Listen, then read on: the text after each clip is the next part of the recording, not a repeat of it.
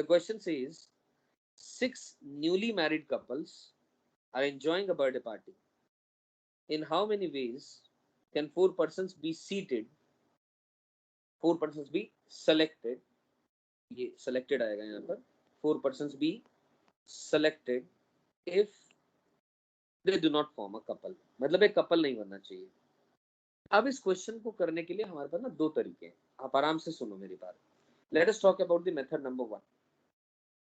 पहले एक सिंपल एक मेथड, क्योंकि परम्यूटेशन का मतलब होता है गिनती गिनना, इस चैप्टर के अंदर में काउंटिंग करते हैं लेकिन एलिगेंट तरीके से करते हैं। तो पहला मेथड हम सिंपल काउंटिंग करते हैं।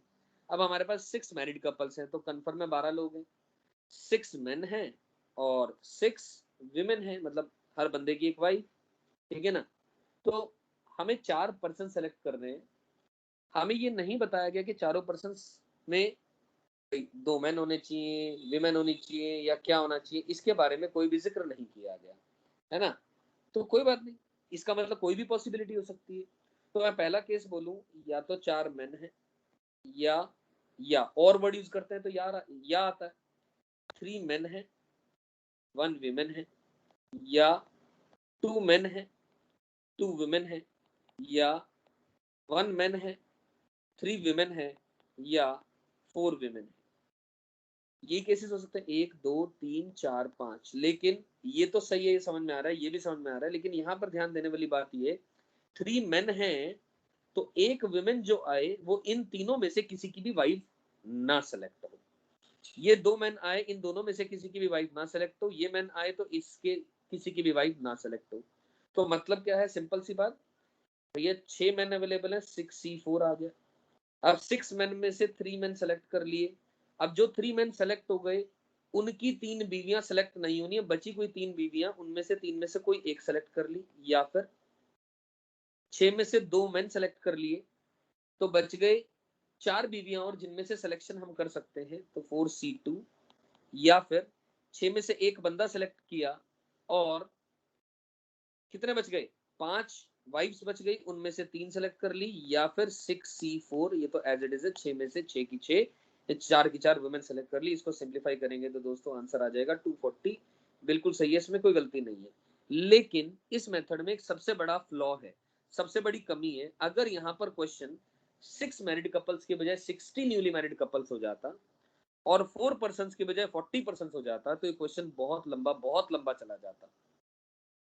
तो हम इस क्वेश्चन को ऐसे ना करके what we will do it with a different approach. Let me talk about a different approach. So let us talk about the method number 2. अब आराम से सुनिएगा मेरी बात। मेथड नंबर 2 में मैं क्या बात करने वाला हूं, मान के चले 6 न्यूली मैरिड कपल्स हैं जो, let us say there is a box, let us say this is a box number 1, ठीक है, एक हस्बैंड नंबर 1 एक वाइफ नंबर 1। फिर इसी तरह बॉक्स 2 यानी B2 मान लिया, फिर B3 मान लिया, B4 मान लिया, और ऐसे चलते गए B6 तक 6 बॉक्सेस हैं ये मान लिया, और ये बीच में B5 भी आ गया, ठीक है ना। हर बॉक्स के अंदर में एक कपल रखा है, ऐसे माने husband 2 wife 2, H3W3, H4W4, H5W5 और H6W6। आप ऐसे मान के चलें हर बॉक्स के अंदर में एक कपल रखा है, ऐसा मान लें, या फिर ऐसा मान लें 1 कपल इज इक्वल टू जूतों की जोड़ी। कोई फर्क नहीं पड़ रहा भैया, क्या दिक्कत हो रही है। 1 कपल इज इक्वल टू जूतों की जोड़ी, एक लेफ्ट पांव का जूता और एक राइट पांव का जूता। किसी को हस्बैंड मान लो, किसी को वाइफ मान लो, तुम्हारी मर्जी, कोई टेंशन नहीं है, ठीक है ना। कोरिलेशन है, basically we are interested in finding the answer by this method in a much easier manner. तो हाउ कम विल कैलकुलेट, मैंने क्या करा, ध्यान से सुनना इस बात को।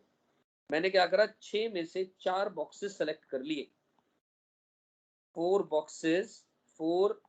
boxes selected out of 6।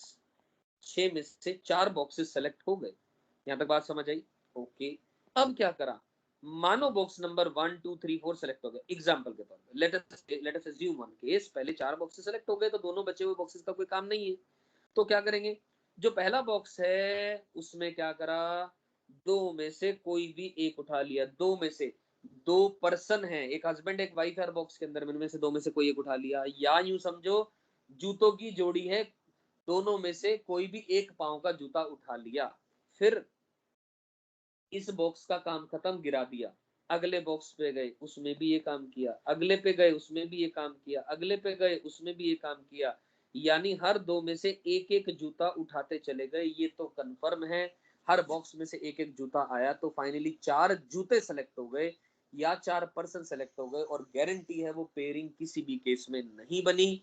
तो अब इस थॉट से अगर आपके सामने एग्जाम्पल के तौर पे दोस्तों, जैसी मैंने थोड़ी देर पहले बात करी, मान लो 60 कपल्स होते, मान लो 60 कपल्स होते और 40 सेलेक्ट करने हैं, 40 पीपल नहीं, मैं ऐसा बोल देता हूं, लेट अस से कि 60 कपल्स में से मान लीजिए मुझे 10 पीपल सेलेक्ट करने हैं, 10 people to be selected, 10 people select करने हैं, और थॉट ये है no couple will be there या नो कपल इज फॉर्म्ड। मेरी बात समझ आ रही है? तो अगर ऐसा है तो मैं सिंपल काम करूंगा, 60 कपल है यानी 120 लोग हैं, तो 60 बॉक्सेस हैं, 60 में से 10 बॉक्स सेलेक्ट करे, हर बॉक्स में से 2C1 काम करा, और ऐसा हर बॉक्स में किया तो 2 की पावर 10 कह दो, ये आपका आंसर आ गया। तो अपने आप सोच के देखें दोस्तों कि ये मेथड कितना कितना आसान और इंपॉर्टेंट है, समझ आना कितना आसान है और कितना सही मेथड है, जिससे कि हमारा टाइम कितना ज्यादा बच रहा है। आई एम श्योर आप सबको मेरी बात समझ में आ रही होगी। अब इसी बेस पे, इसी क्वेश्चन को बढ़ाते हुए, वही क्वेश्चन, ये तो मैंने आपको जस्ट एक एग्जांपल दे दिया, अब उसी एग्जांपल को जो हमने क्वेश्चन शुरू किया, इसी क्वेश्चन को पूछने का एक नया अंदाज या एक नया और इसमें एडिशनल चीज जो पूछी जा सकती है वो ये है कि अगर मैं एडिशनल इंफॉर्मेशन देना चाहूँ आप लोगों को, तो मान लीजिए पैराग्राफ टाइप में मैं क्वेश्चन पूछना चाहता हूँ, पैराग्राफ फॉर्म के अंदर में, ठीक है ना, पैराग्राफ के अंदर में, तो मैं इस तरीके के सवाल पूछ लूंगा। कैसे? जैसे कि मैं लिख रहा हूँ एक बात, total ways of selecting 4 people, जो अभी अभी हमने काम किया वो हमें पता है वो क्या होगा, total ways of selecting 4 people, 12 लोग हैं, 4 लोग सेलेक्ट हो गए विदाउट रिस्ट्रिक्शन है, तो लेकिन इन 12C4 में क्या क्या पॉसिबिलिटी है सोच के देखें।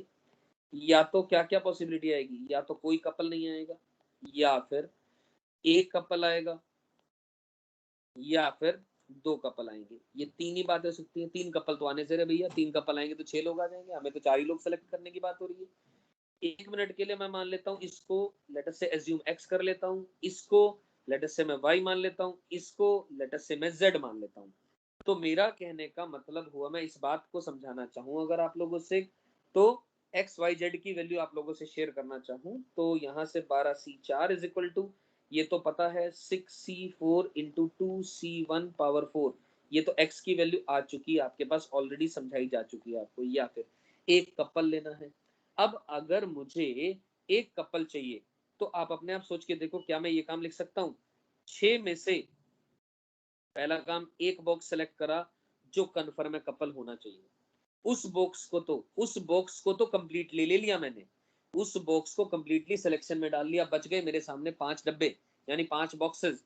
उन 5 बॉक्स में से मैंने क्या करा, 2 बॉक्स सेलेक्ट करे, अब आराम से सुनना, और हर बॉक्स में से 2C1 2C1, क्योंकि हर बॉक्स में से एक एक बंदा या बंदी उठाना है, और ताकि पेयरिंग ना बने, कपल ना बने। आई एम श्योर ये बात समझ आई।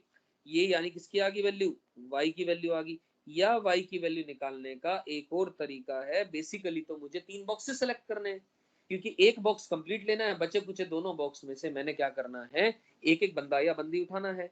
तो मैं ऐसा भी लिख सकता था 6C3, 6 में से 3 बॉक्सेस उठाए और उन 3 में से एक बॉक्स सेलेक्ट करा, वो जो कि मैंने कंप्लीट लेना है। ये तो मुझे सोचना पड़ेगा, 6 में से मेरे सामने 3 बॉक्सेस रखे हैं, तो कौन सा ऐसा बॉक्स है, आई एम रिपीटिंग, कौन सा बॉक्स है जिसको मैंने कंप्लीट लेना है, और बचे कुछ दोनों में से मैंने एक एक बंदा या बंदी सेलेक्ट करना है, या एक एक जूता उठाना है मैंने।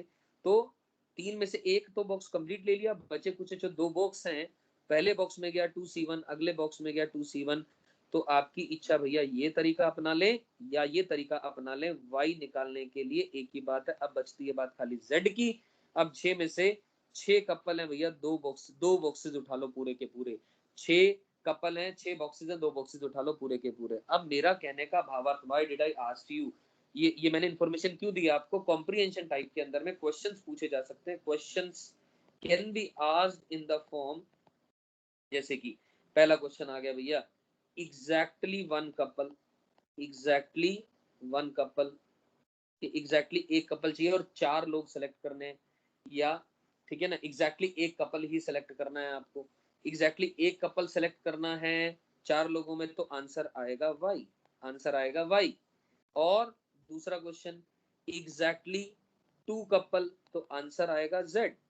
और इसी तरह क्वेश्चन आ जाए एटलीस्ट वन कपल, अगर क्वेश्चन आता है एटलीस्ट वन कपल का, एटलीस्ट वन कपल में क्या करेंगे, या तो एक कपल या 2 कपल, यानी वाई प्लस जेड आंसर आ गया।